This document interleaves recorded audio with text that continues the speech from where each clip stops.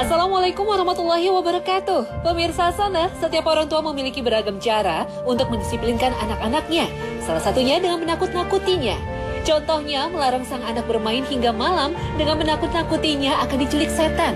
Atau melarangnya sendirian di kamar dengan kalimat nanti ditemani setan. Dan lain sebagainya. Niat orang tua mungkin baik, yaitu agar sang anak terhindar dari sesuatu yang berbahaya. Akan tetapi, ada anggapan yang mengatakan cara menakut-nakuti ini justru bisa menjadi sebab anak mudah dirasuki setan. Benarkah demikian? Para pakar psikologi anak menilai, anak pada tahun pertama boleh jadi memperlihatkan ketakutannya terhadap suara yang mengagetkan, atau jatuhnya sesuatu secara tiba-tiba, atau semacamnya. Sang anak juga takut terhadap orang asing sejak usia 6 bulan. Memasuki usia ketiga, anak biasanya takut terhadap berbagai hewan, jalan curam, air, dan semacamnya. Ini merupakan sifat alami dan wajar dimiliki setiap anak. Akan tetapi, tingkat ketakutan biasanya juga berkaitan dengan tingkat fantasi yang dimiliki sang anak. Semakin banyak fantasinya, semakin tinggi rasa takutnya. Bertambahnya rasa takut anak ini disebabkan beberapa faktor. Salah satunya kebiasaan orang tua yang suka menakut-nakuti sang anak. Misalnya dengan hantu, burung hantu, polisi, kegelapan, atau makhluk halus.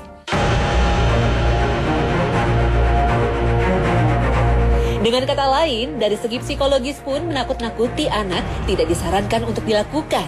Sebab bisa menimbulkan rasa takut berlebihan. Apalagi menakut-nakutinya terhadap setan, jin, dan makhluk halus lainnya. Orang tua yang sering menakut-nakuti anaknya terhadap setan bisa menyebabkan sang anak tumbuh menjadi penakut. Bahkan rasa takut ini akan tertanam hingga ia dewasa.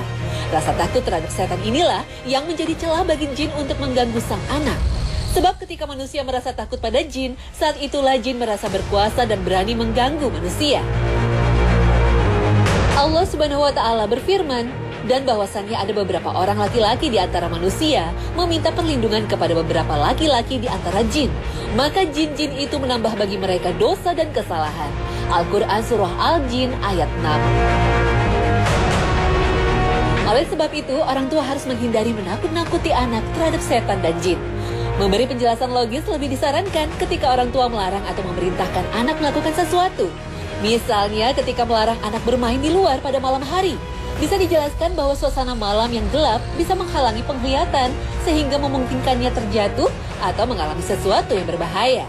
Lalu bagaimana sikap orang tua dalam mengajarkan hal gaib pada anak, terutama tentang dunia jin dan sebangsanya? Salah satu pilar agama adalah beriman kepada yang gaib, karena itu merupakan bagian dari rukun iman.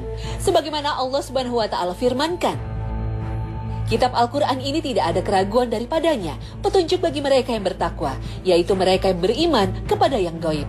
Al-Quran Surah Al-Baqarah ayat 2 dan 3. Kiamat, surga, neraka, malaikat, semuanya masalah gaib. Tak bisa dilihat dan diraba, karenanya masuk areal gaib tidak rasional. Namun umat Islam diwajibkan meyakininya, termasuk adanya jin dan setan. Tetapi mengenalkan adanya jin pada anak tidak dengan cara menakut-nakutinya. Justru bisa dengan cara sebaliknya, menanamkan pada diri anak bahwa Allah menciptakan manusia dengan berbagai kelebihan dibandingkan makhluk lainnya, termasuk jin. Sehingga tidak layak jika manusia merasa takut pada jin. Allah Ta'ala berfirman, dan sesungguhnya telah kami muliakan anak-anak Adam, kami angkut mereka di daratan dan di lautan. Kami beri mereka rezeki dari yang baik-baik, dan kami lebihkan mereka dengan kelebihan yang sempurna atas kebanyakan makhluk yang telah kami ciptakan. Al-Quran Surah Al-Isra ayat 70.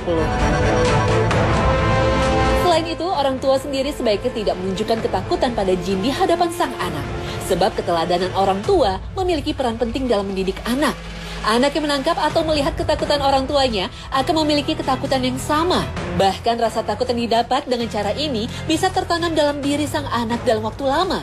Sebaliknya, orang tua yang menunjukkan sikap berani dalam berbagai kondisi bisa menjadi contoh bagi perilaku sang anak. Sehingga anak tumbuh menjadi mukmin yang kuat seperti yang Rasul anjurkan.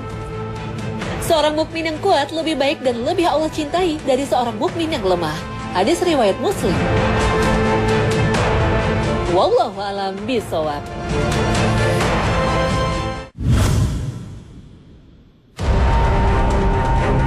Pemirsa Sanah, baru-baru ini viral berita penganiayaan seorang anak yang terjadi di Pekanbaru, Riau. Bocah laki-laki berusia 11 tahun dianiaya pengasuhnya yang sekaligus teman ayahnya dengan dikurung dalam kandang ayam. Selama dikurung, anak ini tidak diberi makanan dengan layak, hanya nasi berlauk garam. Menurut keterangan aparat setempat, orang tua bocah ini bekerja di daerah lain dan menitipkan sang anak pada seorang teman yang sudah dikenal dan dipercaya. Namun siapa sangka, selama tinggal dengan pelaku, korban sering mengalami kekerasan. Korban pun dilarikan ke rumah sakit setelah ditemukan warga dalam keadaan meringkuk di kandang ayam. Menelantarkan anak apapun alasannya, dilarang keras, baik secara agama maupun secara hukum yang berlaku di negara. Dalam Al-Quran, Allah Subhanahu wa Ta'ala berfirman, "Hai orang-orang yang beriman, peliharalah dirimu dan keluargamu dari api neraka." Al-Quran Surah At-Tahrim ayat 6. Qatadah menafsirkan, perintahkan keluargamu untuk taat kepada Allah dan larang mereka durhaka kepadanya. Tegaskan mereka untuk mematuhi perintah Allah dan bantu mereka menjalankannya. Apabila mereka berbuat maksiat, maka peringatkan dan cegah mereka. Rasulullah SAW juga bersabda, setiap orang bertanggung jawab atas apa yang dipimpinnya. Laki-laki adalah pemimpin di dalam keluarganya dan dia akan ditanya tentang kepemimpinannya. Wanita adalah pemimpin dalam rumah suami dan anak-anaknya dan dia akan ditanya tentang kepemimpinannya. Hadis riwayat Bukhari dan Muslim. Oleh karena itu, orang tua memiliki kewajiban-kewajiban yang harus dipenuhi terhadap anak. Di antaranya, memberikan pendidikan yang layak, terutama pendidikan ilmu agama. Merawat tumbuh kembang anak dengan menyediakan kebutuhan hidup yang baik. Dan merawat psikologis dan emosional anak dengan memberikan kasih sayang, keamanan, dan perlindungan. Namun dalam kasus yang terjadi di Riau, orang yang bertanggung jawab atas sang anak adalah si pengasuh. Sebab orang tua anak itu telah mempercayainya untuk merawat dan menjaga sang anak. Pengasuh seharusnya menggantikan posisi orang tua dalam memelihara dan mendidiknya, bukan malah menelantarkan dan menganiaya. Karena Rasulullah SAW pernah bersabda, cukuplah seseorang dikatakan berdosa jika dia mengabaikan orang yang menjadi tanggungannya. Hadis riwayat Abu Daud. Dalam hadis Hasan, Rasul juga menegaskan, sesungguhnya Allah akan menanyakan setiap penggembala dan setiap orang yang diamanahi tanggung jawab tentang apa yang menjadi tanggung jawabnya. Apakah ia memeliharanya atau menyia-nyiakannya? Hadis riwayat An-Nasai. Setiap anak berhak mendapatkan kasih sayang, baik dari orang tuanya sendiri maupun orang-orang dewasa lainnya. Sebab Rasulullah pernah bersabda, barang siapa tidak menyayangi anak kecil dan tidak memuliakan orang tua, maka bukan termasuk golongan kami. Hadis riwayat Bukhari. Wallahu a'lam bishawab. Pemirsa, tak sedikit mitos-mitos yang berkembang di masyarakat dan sudah tertanam di benak masyarakat sejak dini ternyata berasal dari teks-teks agama. Dengan begitu, mitos tidak selalu soal tahayul atau klinik, tapi ternyata banyak anjuran, pendidikan, dan lainnya yang dikemas dalam bentuk mitos. Padahal juga tak sedikit yang bersumber dari hadis-hadis Nabi SAW. Apakah cara-cara semacam ini dibenarkan dalam agama? Nah pemirsa, jangan kemana-mana, sesaat lagi Hasanah segera kembali.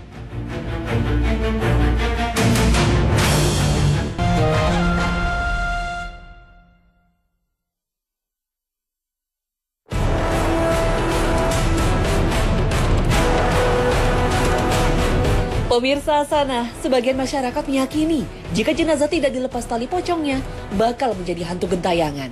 Hantu ini populer disebut hantu pocong. Keyakinan ini begitu populer di masyarakat. Bahkan cerita tentang tali pocong ini kerap menjadi inspirasi dalam produksi film horor di tanah air. Pertanyaannya, apakah memang tidak melepas tali pocong bisa mengakibatkan jenazah itu menjadi hantu gentayangan atau hantu pocong?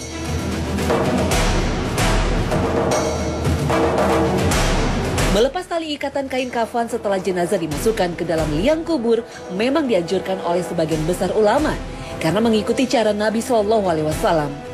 Nabi Muhammad SAW melepaskan ikatan kain kafan dari jenazah Nu'aim bin Mas'ud saat dimasukkan ke dalam kubur. Maka Ibnu Mas'ud menuturkan, apabila kalian memasukkan mayit ke dalam lahat, maka lepaskanlah ikatannya. Mengapa tali kafan atau tali pocong itu mesti dilepas?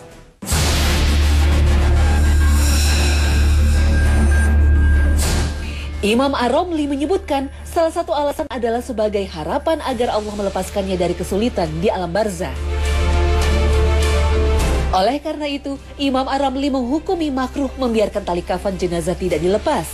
Hal ini berlaku bagi semua jenazah, baik jenazah orang dewasa ataupun anak kecil.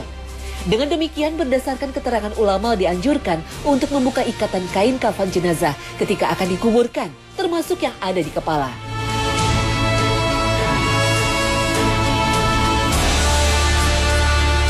Membuka ikatan kain kafan atau tali pocong di bagian kepala bukan berarti anjuran untuk menyingkap wajah jenazah.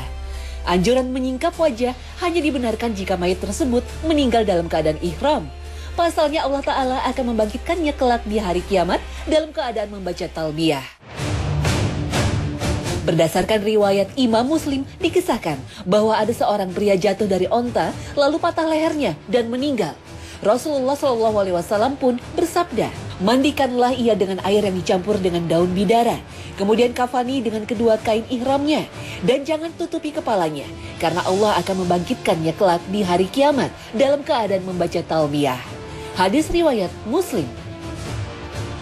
Lalu mengapa jenazah yang meninggal normal meski dianjurkan untuk melepas tali pocongnya, tidak dianjurkan menyingkap wajahnya? Karena wajah biasanya akan mengalami perubahan setelah seorang meninggal dunia, sehingga dikhawatirkan hal ini dapat memicu prasangka buruk dari orang lain. Namun jika dirasa ada kebutuhan untuk menyingkap wajahnya, maka hal itu diperbolehkan. Dalam hadis riwayat Bukhari disebutkan, Rasulullah SAW mencium wajah Utsman bin Mas'un, sahabat beliau dari kalangan muhajirin yang pertama kali wafat di Madinah. Sementara itu terkait anggapan orang-orang, apabila ikatan-ikatan tali kafan tidak dilepaskan, maka mayit itu akan bangun lagi atau menjadi pocong, adalah anggapan yang tidak memiliki dasar dalam ajaran agama.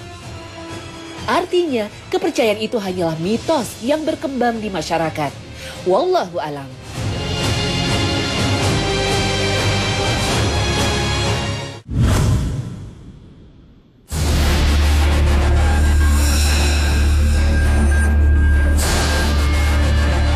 Pemirsa Hasanah, banyak kita jumpai ajaran-ajaran, etika, bahkan keyakinan dalam masyarakat yang dikemas dalam bentuk mitos-mitos. Misalnya, gigi yang tanggal atau copot harus dilemparkan ke atas atap. Mitos ini ditanamkan ke anak-anak sejak dini. Karena proses pergantian ini terjadi pada masa manusia umur anak-anak. Makanya cerita mitos tentang gigi ini lebih terkenal di dunia anak. Secara medis, memang gigi manusia harus mengalami pergantian dari gigi susu, kemudian copot dan digantikan oleh gigi dewasa. Mitos atau tahayul yang berkaitan dengan anak juga cukup banyak beredar di masyarakat. Biasanya orang tua menggunakan mitos ini agar si anak menjauhi perbuatan tertentu atau mau melakukan perbuatan tertentu. Seperti anak kecil yang susah disuruh makan, maka cukup dikatakan kalau nasinya tidak dihabiskan, nasinya akan menangis. Anak kecil biasanya akan takut jika nasi akan menangis disebabkan ulahnya yang tidak mau makan. Cerita seperti ini terkadang efektif untuk menyuruh anak makan. Seperti juga larangan membuka payung di dalam rumah. Katanya nanti ada saudara yang meninggal. Padahal maksudnya sebenarnya hanya mencegah anak melakukan sesuatu yang tidak bermanfaat. Karena payung pastinya digunakan di luar rumah ketika hujan atau panas terik. Membuka payung di dalam juga akan mengganggu orang-orang yang ada di dalam rumah. Saat melarang anak-anak agar tidak menduduki bantal, terkadang orang tua melarangnya supaya tidak bisulan.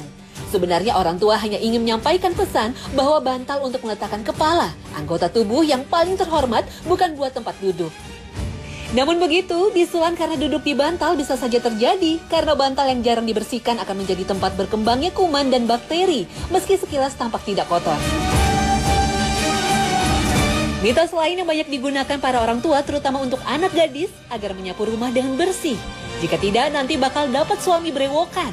Jelas tak ada hubungannya menyapu yang tidak bersih dengan calon suami. Ungkapan ini terlontar agar anak tidak malas-malasan saat membantu orang tua membersihkan rumah. Mitos-mitos tersebut masih terlihat ada tujuan yang positif di baliknya. Tapi sebagian mitos justru menimbulkan hal yang negatif terhadap anak. Celakanya mitos seperti yang diyakini kebenarannya seperti anak yang memiliki pusaran rambut dua identik dengan anak nakal. Anak yang telah dipersepsikan nakal akan secara tidak sadar karena terus-menerus berpikir akan hal itu. Maka seluruh gerak dan tingkah lakunya mengarah ke sana dan akhirnya hal itu menjadi kenyataan.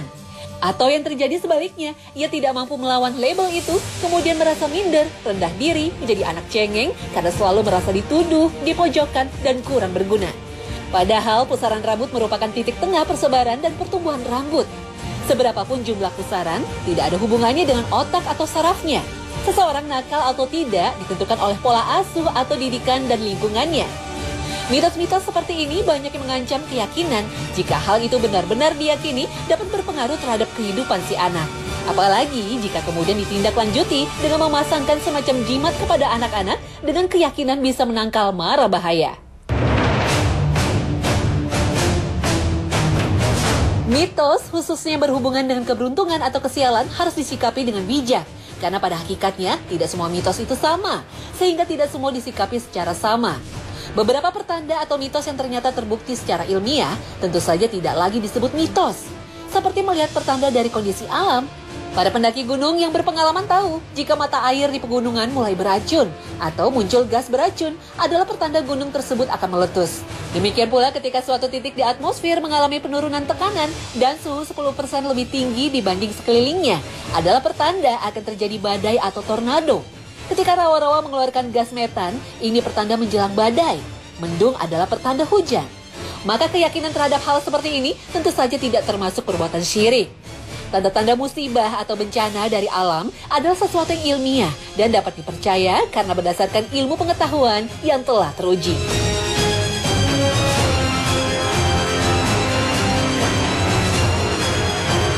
Beberapa mitos tentang ajaran yang tidak bertentangan dengan Islam, maka mitos seperti ini yang perlu dilakukan. Cukup meluruskan pemahaman tanpa harus menghilangkan maksud dan tujuan mitos tersebut. Seperti larangan tidur pagi, menurut mitos, rezeki orang yang tidur pagi akan dipatok ayam. Dalam ajaran Islam, meski tidak ada dalil larangan tidur sesudah subuh, tapi apa yang dicontohkan oleh Rasulullah dan para sahabatnya patut kita simak. Dari Samak bin Harb, aku bertanya kepada Jabir bin Samurah, apakah Anda sering menemani duduk Rasulullah SAW? Jawaban Jabir bin Samurah, ya sering. Rasulullah SAW tidaklah meninggalkan tempat beliau menunaikan salat subuh hingga matahari terbit. Jika matahari telah terbit, maka beliau pun bangkit meninggalkan tempat tersebut. Terkadang para sahabat berbincang-bincang tentang masa jahiliyah yang telah mereka lalui, kemudian mereka tertawa-tawa, sedangkan Nabi SAW hanya tersenyum-senyum saja mendengarkan hal tersebut. Hadis riwayat Muslim.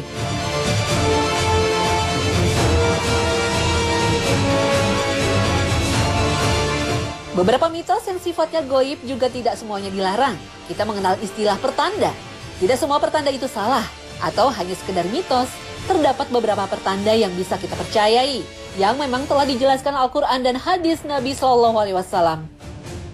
Pertanda dari mimpi contohnya, bahkan bagi seorang nabi, mimpi merupakan wahyu. Seperti kisah Nabi Ibrahim alaihissalam yang menerima perintah menyembelih anaknya, Ismail alaihissalam, justru lewat mimpi. Rasulullah SAW bersabda, mimpi seorang muslim merupakan bagian dari 46 bagian kenabian. Hadis riwayat Muslim. Hal yang sama dijelaskan dalam hadis lain dari Ibnu Abbas. Dia berkata, ketika sakit, Rasulullah SAW membuka tirai jendelanya. Sementara barisan orang-orang berada di belakang Abu Bakar. Lalu beliau bersabda, wahai sekalian manusia, sesungguhnya kabar kenabian wahyu telah tiada, kecuali mimpi yang baik yang dimimpikan oleh seorang muslim atau mimpi yang diperlihatkan kepadanya. Hadis riwayat Ibnu Majah. Yang perlu diperhatikan adalah tidak semua mimpi dapat dijadikan pertanda. Takwil atau tafsir terhadap mimpi merupakan hal tersendiri karena tidak menutup kemungkinan terjadinya kesalahan. Dengan demikian, meskipun diperbolehkan, pertanda dari mimpi ini tetap saja bukan hal pasti.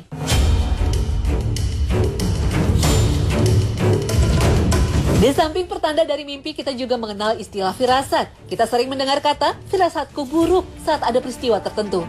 Firasat, tidak semua salah. Ada firasat yang memang merupakan kelebihan, dan ini dibenarkan oleh agama. Tentunya orang-orang yang memiliki firasat tajam adalah orang-orang pilihan, yaitu orang-orang mukmin yang soleh. Rasulullah SAW bersabda, waspadalah terhadap firasat seorang mukmin, sesungguhnya dia melihat dengan cahaya Allah. Hadis riwayat Tirmizi dan Tabrani. Keistimewaan ini tentu tidak selalu berlaku bagi setiap mukmin. Firasat biasanya dimiliki orang-orang beriman yang terpilih, tidak sekedar ahli ibadah dan menjauhi maksiat. Lebih dari itu, orang beriman yang diberi firasat biasanya menjaga terhadap hal-hal yang mubah atau dibolehkan. Mereka cenderung tidak berlebihan, meskipun hal itu boleh. Misalnya tidak makan berlebihan, tidak tidur berlebihan, tidak bercanda berlebihan. Dengan kesucian batinnya, Allah akan mencerahkan mata hatinya untuk bisa memandang apa yang tidak bisa dipandang oleh orang lain. Firasat ini bukanlah sesuatu yang bisa dibuat-buat. Biasanya firasat berasal dari hati yang tergerak untuk melakukan atau menjauhkan sesuatu. Umar bin Khattab radhiyallahu anhu adalah salah seorang sahabat Nabi yang terkenal dengan firasatnya yang tajam. Bahkan beberapa kali firasat dari Umar ini mendapat pembenaran dari wahyu. Rasulullah SAW pernah bersabda, "Sungguh pada umat sebelum kalian terdapat orang-orang yang berfirasat tajam. Dan jika ada pada umatku, maka Umarlah orangnya." Hadis riwayat Bukhari. Firasat mirip seperti karomah yang Allah berikan kepada orang soleh. Dengan demikian, firasat juga bukan sesuatu yang bisa diklaim atau diakui sendiri. Terkadang kita mendapati sebagian orang yang dianggap punya firasat tajam, sehingga sering menjadi tempat orang awam untuk bertanya, konsultasi, bahkan meramalkan masa depan. Inilah yang dikenal di sebagian masyarakat dengan orang pintar. Orang seperti ini terkadang dianggap sebagai wali Allah, padahal amal ibadahnya tidak mencerminkan demikian. Bahkan jauh dari tuntunan Rasulullah SAW. Maka dapat dipastikan apa yang keluar dari mulutnya bukanlah firasat seorang mukmin yang saleh, tapi lebih tepat merupakan ramalan-ramalan yang menyesatkan. Wallahu a'lam.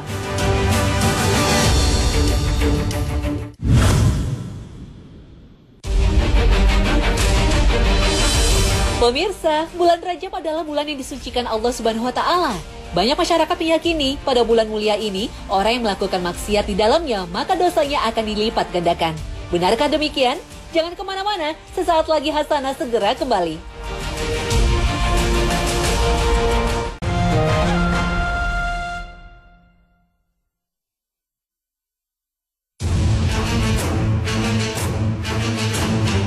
Pemirsa Hasanah, saat ini kita berada di bulan Rajab, bulan yang istimewa dalam kalender Islam.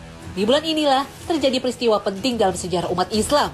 Sebut saja Isra Miraj, perjalanan dilakukan Nabi Muhammad SAW dari Masjid Al-Haram di Mekah menuju Masjid Al-Aqsa di Palestina. Kemudian naik ke langit ketujuh atau Sidratul Muntaha dan menghadap Allah Subhanahu wa Ta'ala. Di bulan ini pula terjadi perubahan arah kiblat dari Baitul Maqdis ke Ka'bah di Mekah. Serta rentetan peristiwa penting lainnya terjadi di bulan Rajab. Itu sebabnya Rajab adalah bulan yang dimuliakan dalam Islam. Bahkan termasuk salah satu dari 4 bulan haram atau bulan yang disucikan oleh Allah Subhanahu wa Ta'ala. Karena kemuliaan dan kesucian bulan Rajab ini, banyak yang percaya bahwa jika melakukan maksiat di bulan ini, maka dosanya akan dilipat gandakan. Benarkah demikian?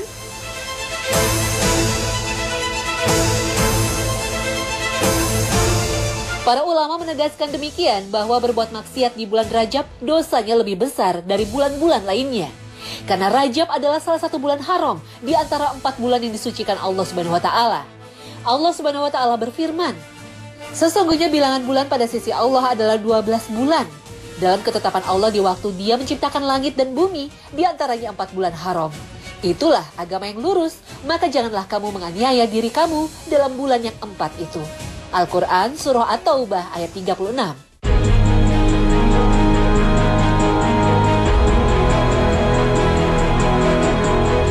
Waktu berputar sebagaimana keadaannya semula ketika Allah menciptakan langit dan bumi. 1 tahun itu ada 12 bulan. Di antaranya ada 4 bulan suci. 3 bulan berturut-turut yaitu Zulqaidah, Zulhijjah, dan Muharram. Dan 1 bulan lagi adalah Rajab yang terletak antara Jumadil Akhir dan Sya'ban. Hadis riwayat Muslim.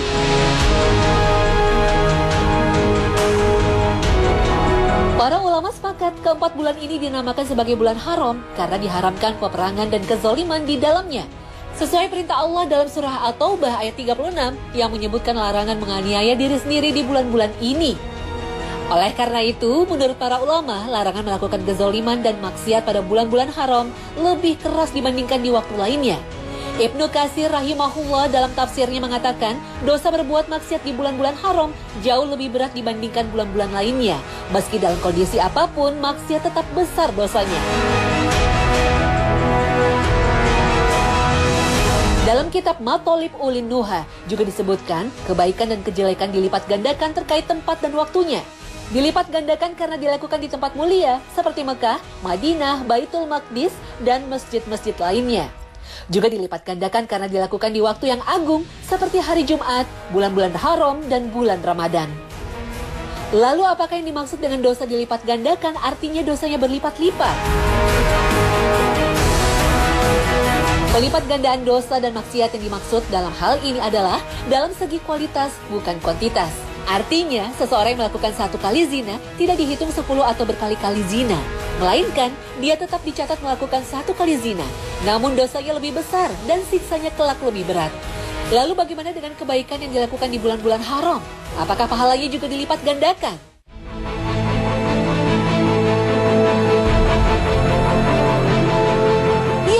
Kebaikan juga dilipat gandakan apabila dilakukan di waktu dan tempat yang mulia, termasuk kebaikan yang dilakukan di bulan Rajab dan bulan-bulan haram lainnya.